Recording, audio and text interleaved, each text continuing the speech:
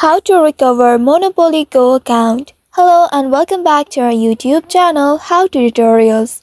In today's video, I'm going to show you how you can recover your Monopoly Go account along with all your achievements. For that, first of all, you will need to open your Monopoly Go application on your mobile device, and once you open it, you will land on this homepage.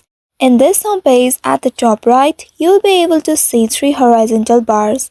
Tap on those three horizontal bars, and from this side menu, you will find Settings option at the very bottom. Tap on the Settings, and in this pop-up window, you'll be able to see Manage Account button at the very bottom. Tap on Manage Account, and once you tap on Manage Account, here you will be able to see four different options. From here, you need to select Sign in with Google option. Tap in Sign in with Google, and if you have previously signed in with your Google, you'll get access to your previous account. Also, if you have signed in with your Facebook account previously, then you will need to select Facebook account here in order to recover your Monopoly Go account. So by following these steps, you should be able to recover your Monopoly Go account. I hope this tutorial was helpful. If yes, don't forget to like, share and subscribe to our channel.